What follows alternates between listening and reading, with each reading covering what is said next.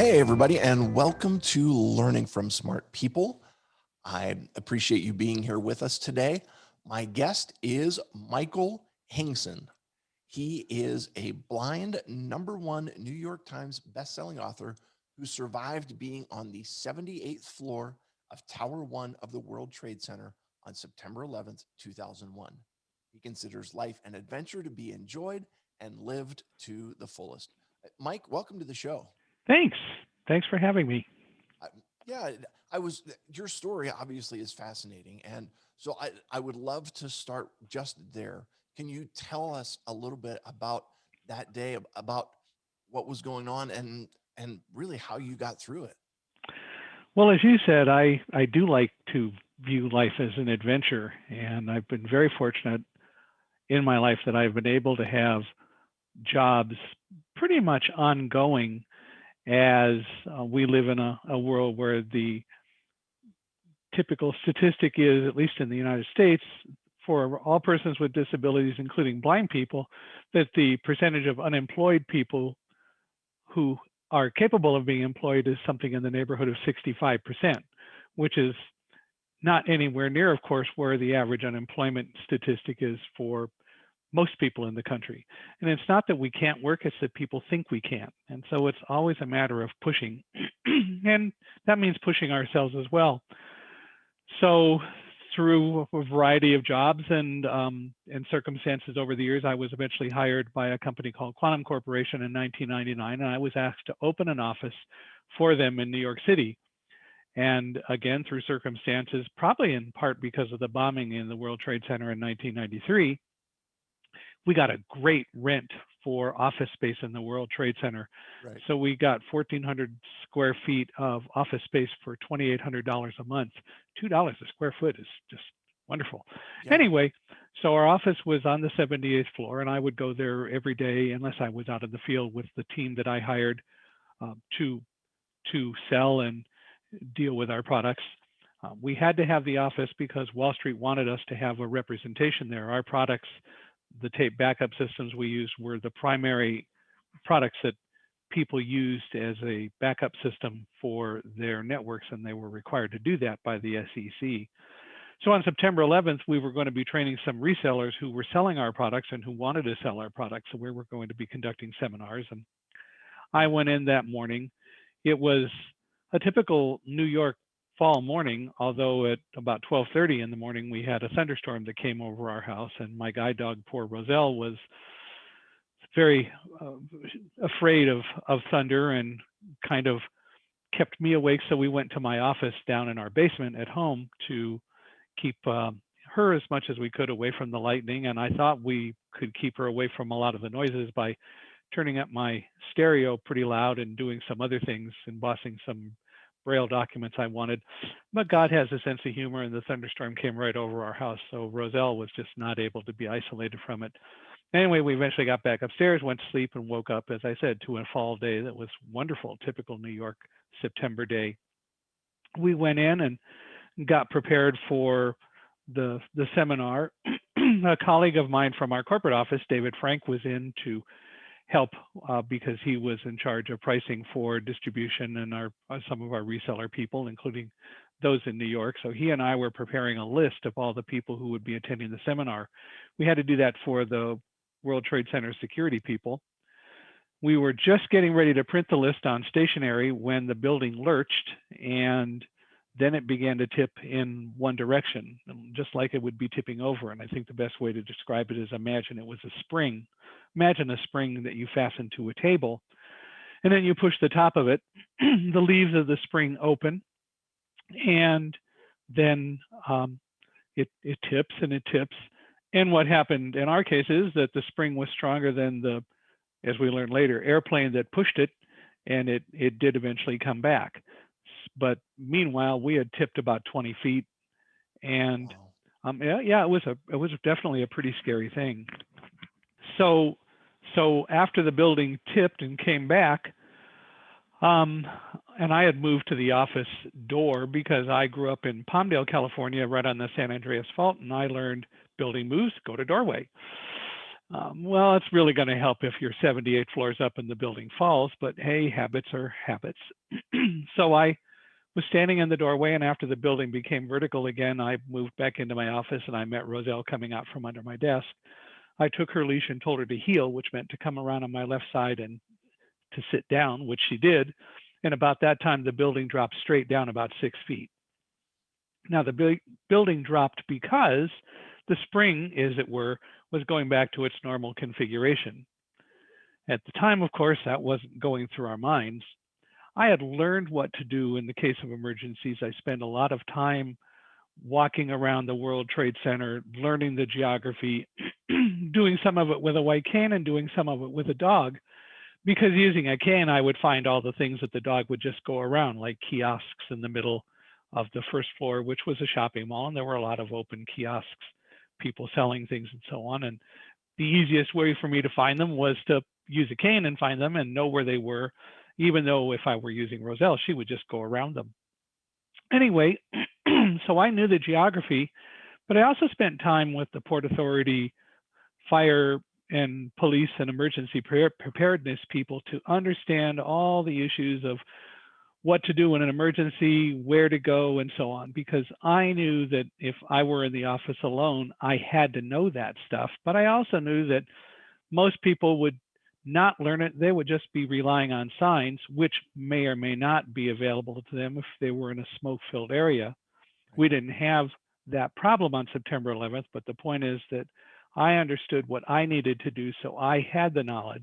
And that helped me develop a mindset that if something happened, I would know what to do. So I didn't panic on September 11th. The mindset kicked in. Um, my friend David looked out the window and saw things above us. He started shouting, "Oh my God, there are millions of pieces of burning paper falling outside our window. The building's on fire. We got to get out of here." And I kept saying, "Slow down, David." And he said, "No, we got to get out of here." And eventually he used what I call the big line. He said, "You don't understand. You can't see it." And then the problem wasn't what I wasn't seeing. It was what David wasn't seeing. I had sitting next to me a dog who was very calm, very quiet, yawning, being bored, essentially saying, "Who woke me up and what the heck is going on? I was having a good nap."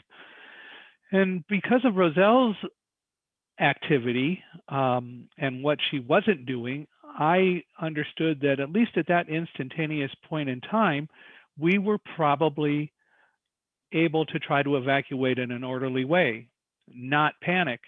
Eventually, I got David to focus. We had guests in the office, the first arrivals for our first seminar that was to start at 9 o'clock. And so I asked David to get our guests to the stairs. Don't let them take elevators, especially because he saw fire. And I knew that in an emergency like that, you don't take elevators because especially if fire got into the elevator shafts, it would be all over for anyone who was in the cars. Right. So David got people to the stairs, and meanwhile, I called my wife Karen, who had no idea of what was happening. Of course, the media hadn't gotten the story, and we talked for a second. I told her we were going to evacuate, and then David came back. We hung up, swept the offices, went to the stairs, and started down.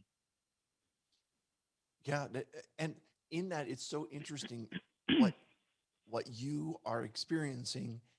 Number one, that it's because you have a personal sense of responsibility to say, I need to make sure that I have all of the information that I need to be ready for whatever happens.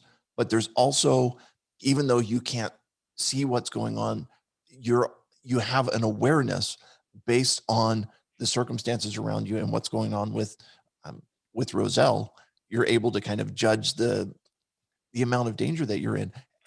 Such an interesting thing, and I'm assuming that you know uh, things went fairly easily on your evacuation, or how did the evacuation go? Well, they did, and to what you were just saying, the problem is most people think eyesight's the only game in town. We don't grow up recognizing that there is more than one way to accomplish a task oftentimes, and there certainly is more than one way to live as opposed to just having eyesight. I grew up learning that I could do whatever I chose to do. And sometimes, if I couldn't do it because the technology wasn't there, I had to participate in helping to invent it, at least for me. Right. And then, certainly, as time went on, more and more technology became available. Ironically, today, in a world where we have a whole lot more technology, more and more of that technology is visual, and they're not doing the necessary things to make sure that all people can be included in using it. Medical devices, even the internet. Um, so many websites and so little emphasis on accessible inclusion for all. But and I've actually been recently hired by a company called Accessiby as the chief vision officer to help bring that company into the market. And it's a company that literally has made over 100,000 websites accessible already. But it's a process. And on that day, I knew that I had to know what to do because I couldn't necessarily rely on others. And in fact, David made a little bit of the wrong interpretation, although understandably so. Right. But it is a matter of always being prepared, and more people should learn to be prepared and should be prepared to know what to do in case of an emergency, or something unexpected. We don't learn to control our fears very well. And so fear overwhelms us and overtakes us rather than us using fear as a driving force to help us focus and do better. And so, yeah, it all did kick in and worked well. It was pretty uneventful going down the stairs. At one point, the firefighters stopped us on the 30th floor as they were coming up with all their equipment, and they wanted to help me down the stairs. And I had to fight pretty hard to keep them from, quote, helping, end of quote, Right. because they would want to grab my arm and lift me up as we're going downstairs so I wouldn't fall and so on. And I had pointed out that I came down from the 78th floor, and that didn't matter. The only thing that mattered and stopped them, and I'll tell you why I was doing it, the only thing that mattered and stopped them was when I said, look, I've got my friend David here who can see.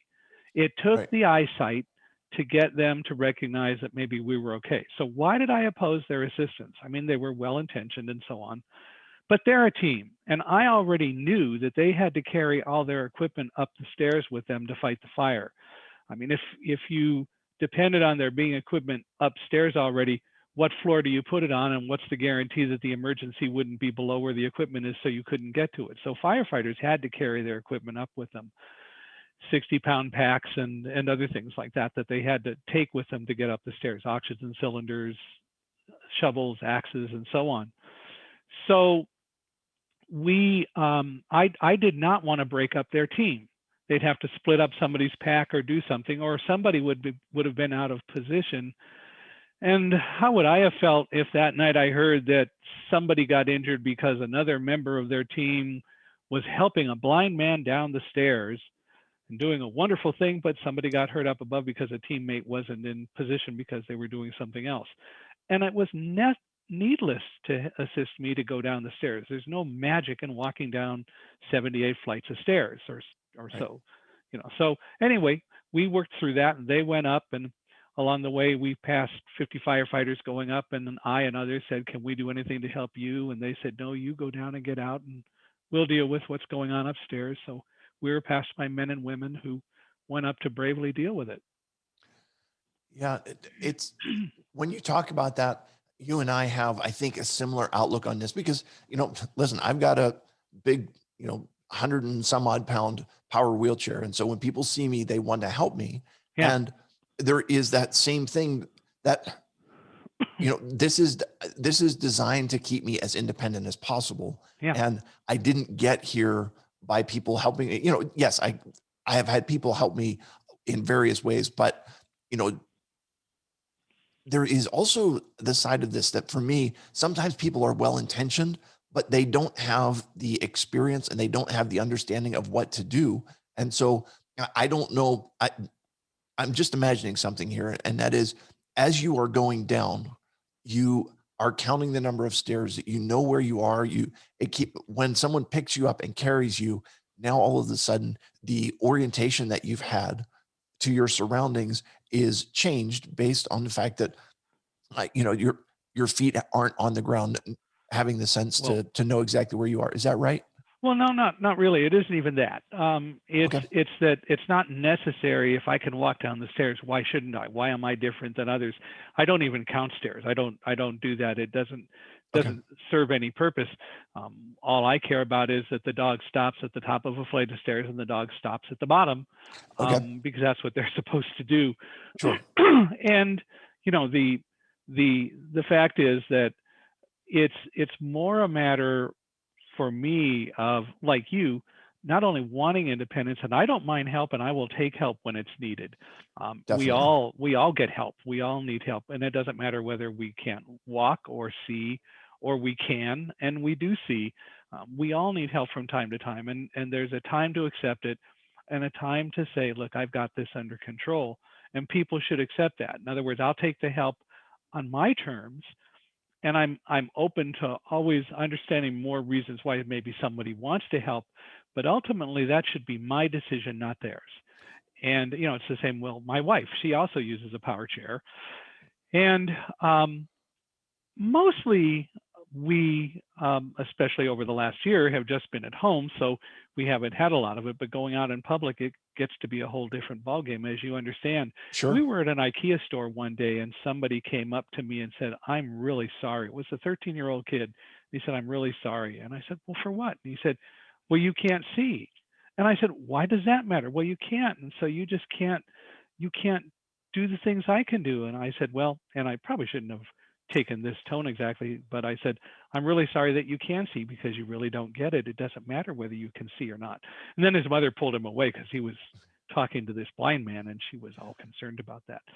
But the bottom line is, it isn't the disability that is the issue. It's the public attitude about disabilities.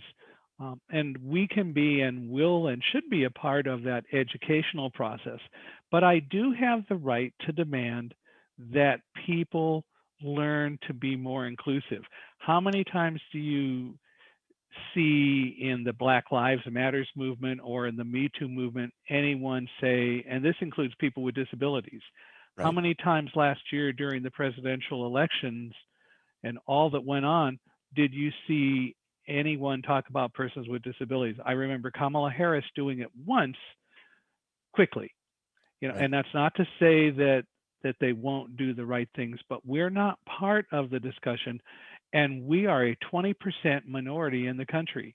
20% of the people in this country have a disability, so why are we not part of the discussion? It's because they take that disability concept so seriously that we don't have abilities. And unfortunately, it's the term that exists, but I don't know of any other that's any better. So they've warped diversity not to include people with disabilities. So I can talk about disabilities as not including people who don't have ability. It's Right. it's a strange concept, but nevertheless.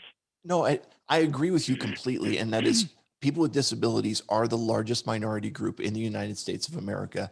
And somehow we are the forgotten minority. Right. And in that, even I've talked to some friends of mine to say that when it comes to the civil rights for people with disabilities, and when it comes to the advancement of people with disabilities, we are years behind most of the other minorities in what's going on. But let me, can I run back to Oh, one thing that you run said away. earlier? Yeah. You mentioned about websites and accessibility. And these days, every business, every entrepreneur, everybody has got a website out there. And Yeah. you're talking about how to make those accessible. How difficult is it to make websites accessible? And can you give us some tips? Well, it's not that it's difficult, but it's costly. The traditional way to make websites accessible has been that someone has to go in, and let's redefine accessible a bit. It has nothing to do, well, it has to do with persons who are blind or low vision, but it also has to do with many other disabilities. People, for example, who may not use a mouse but have to use just a keyboard or an on-screen keyboard, or use a mouse stick to essentially simulate a keyboard. Those are all things that can be difficult to do depending on how one constructs their website. And or a person with epilepsy who goes to a website and suddenly a pop-up appears where they're attracted to it by the blinking cursor, that could cause seizures. Those are all issues that need to be addressed, in truly making a website inclusive for all. Accessibility is an experience, it's not code.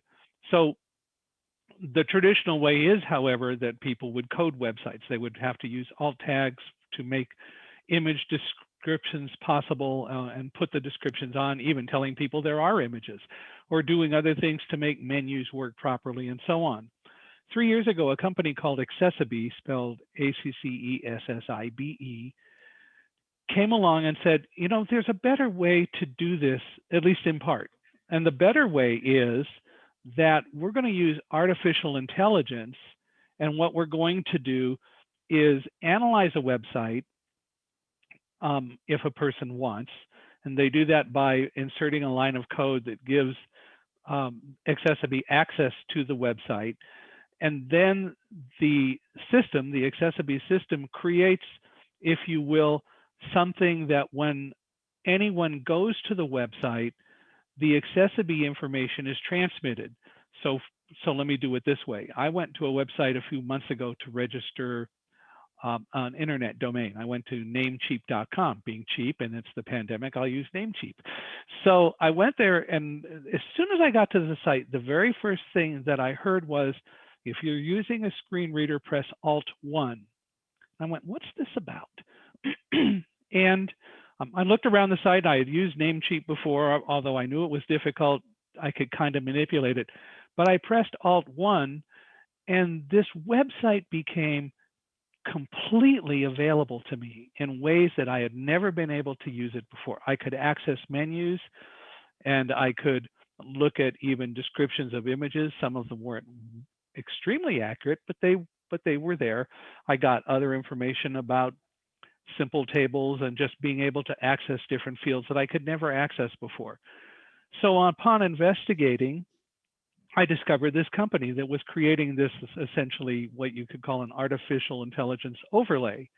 It doesn't change the code on the site, but it essentially, to the browser, looks like the code has been changed to make it possible for the entire system to become accessible to me as a blind person. And as I learned more about it, I learned that they were doing this for all types of disabilities. And in fact, anyone who goes to any site that uses Accessibe can manipulate the site along the lines of many different profiles that they can encounter to deal with whatever disability that they happen to have. And suddenly, what is a multi-$1,000 job usually becomes one that is $49 a month. And the reason it's $49 a month is that once they analyze your site, if you go in and you make changes, Accessibe will sense the changes, and it will do what it needs to do to address the coding to continue inclusion on the website. My favorite example is that I updated my website around the same time I discovered Accessibe, and the coder didn't know a lot about what to do with it. He didn't know how to make accessibility work. He didn't know a lot about alt tags. He didn't make menus on my new site work as they should. And as much as I tried to work with him, he just couldn't get it. And his solution was, well, let's get rid of the menu. No, that's not the solution. The solution is to make it accessible. Sure. Then I discovered Accessibe, and I put it on my site. And lo and behold, suddenly those menus all started working just as they should. And more important, I knew that I had some images on the page. For example, there was one that as I scrolled down the page after making it accessible with Accessibe, I heard this image described as, there's a man in a white dress shirt holding a yellow Labrador retriever. Now that was Accessibe's version of the image. Great start on the image, although, you know, who's the man and who's the dog? Well, the image was actually Michael Hingson hugging Roselle. So we went in and we changed the alt tag. Accessibe knows that, and so it won't try to change it back. But the point is that Accessibe and its artificial intelligence process goes so far as to be able to make an attempt at trying to describe images. There are things that it won't do. It's not great with bar graphs and pictorial charts, and it's not good yet with real image descriptions. It won't do very complicated tables and some other kinds of things well. So there is still room for coding, and very sophisticated, huge websites like an Amazon or a Target might not want to use Accessibe. They might want to just have it coded, and that works as long as they keep and maintain the accessibility. But for the millions, the hundreds of millions of websites, more coming online every day. The small websites for shops that don't have a lot of money and can't afford coding, now they're thrust into a conundrum because the courts have said that the internet is a place of reasonable accommodation. And they have said if you don't get your websites accessible, you can be sued. So it's the same thing that happened after the ADA when lawyers started running around looking for every single little thing that indicated that a wheelchair might have a problem going in somewhere. They would sue, and was all about making money, not truly making the website accessible. Right. So now with a $49 a month price tag, a shop any size can make its website accessible. A restaurant can make its website accessible. And unless they do something that makes creating the menu that might change every day very difficult to read, like it being a not great image as opposed to putting the menu in words or in some other form on the site, then Accessibility will be able to help keep that website accessible. And Accessibility's team will also help people do those things that the program itself can't do so that they can maintain accessibility. So it's a really cool system. And already Accessibility has over 100,000 websites that it has made accessible. Coders haven't done that much in the last 2 years, and Accessibility has done that. Fantastic. And I also was reading that it helps with your SEO as well.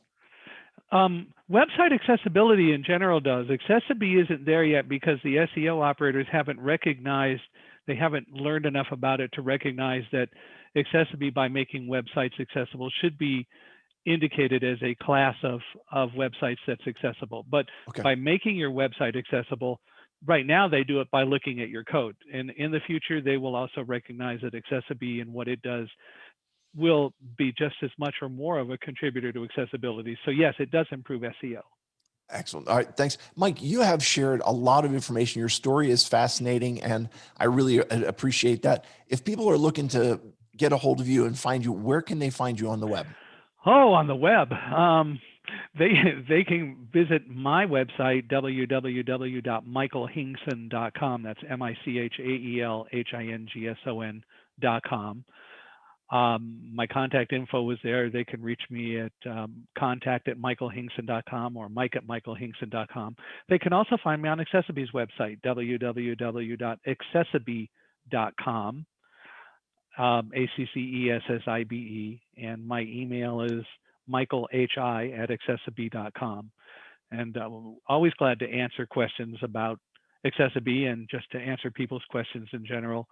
We haven't really talked about it, but out of September 11th, I wrote a book called Thunderdog, the story of a blind man, his guide dog, and the triumph of trust at Ground Zero, which has been a #1 New York Times bestseller. And they can get that wherever they can buy books. And being a poor starving author, as I love to say to people, we would appreciate people buying the book. And so we're pretty visible out there, and always glad to engage. Absolutely. And I will put links to all of those things, including your book, into the show notes so that Well, people thank you. can. Yep. Um, and there's a free trial offer that goes with Accessibility. Is that right? Good point. Yes, there is. Anyone can go there and they can get it for 7 days and try it. If people want to see and compare Accessibility, I also have a version of my website and a subdomain we created without Accessibility being included. And that website is http://beforeaccessibility.michaelhingson.com.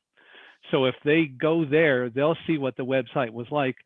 Of course, they may or may not really understand the menu issue, for example, unless they use a screen reader, but they can see what it is, and then they can go to michaelhingson.com, and at the top they'll see a statement and a link that says for website help and accessibility statement, click here, and then they can go and they can see all the different profiles. And if they're not using a screen reader, they can at least go in and see how you can change the website for low vision people by enlarging fonts, changing contrasts, and so on. They can see what happens with a blinking cursor or getting rid of a blinking cursor. They can see all the other profiles that visually will make a difference. Perfect. Mike, thank you so much for sharing. And I really appreciate your openness and willingness to give us both your story and the information for websites and helping websites to be accessible. Fantastic. I hope people take advantage of that. We Well, have would love come, to do it again if you get a chance and want to. Would love sure. to.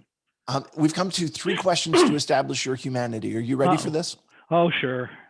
What's your favorite way to spend a day off? I love to read. In the last year, especially, my wife and I do a lot of reading. We love detective and mystery stories and so on. And so we tend just to like to relax. I like quiet. Our favorite thing to do when we travel is cruising, but we're not doing that for a while. It's a little risky to be out on a boat, on a big ship or whatever. But we love to read, and we do it audio wise. That is, my wife is a quilter. She likes to sew. So if I'm putzing around, or I also bake, I'm the baker and the griller in the family. We have a book going on in the background, so we both listen. Excellent. So, funny enough, the next question on my list is, uh, what's the last book that you read, or the most recent thing that you would recommend? The last book I read was The Law of Innocence by Michael Connolly. It's a Mickey Haller, Harry Bosch book. We just finished it last night. Again, we both read it. I believe in teamwork, and one of my favorite books in that regard is a small book entitled The 5 Dysfunctions of a Team by Patrick Lencioni, which I recommend anyone read who is involved in any team effort, from a corporate team or whatever. It really puts teamwork in perspective and demonstrates the value of good teamwork. So that has always been one of my favorite books, and I urge people to read that. Wonderful. Last question. What is your pièce de résistance when you're baking? Oh, banana nut bread and chocolate chip cookies are probably the 2 biggest. I have a good chocolate chip cookie recipe with a secret ingredient that instead of using butter, we use Crisco butter sticks. So now the secret's out, but it really makes a difference. And I love to make banana nut bread. And when I worked in an office, every month or 2, suddenly loaves of banana nut bread would appear in the little lunchroom with butter sticks, so we could have banana bread and butter. And so I really enjoy that. Wonderful. And I'm sure that everyone in the office enjoyed it as well. Yeah, the bread didn't last very long. I can only say that. Sometimes I even got a piece. Michael Hingson, thank you so much for being with me today. I appreciate it. To all my listeners, thank you for being here. I would encourage you to subscribe, leave us a review, or get in touch with us through the website. I will remind you that when you stop learning, you stop living. Have a great day, everybody.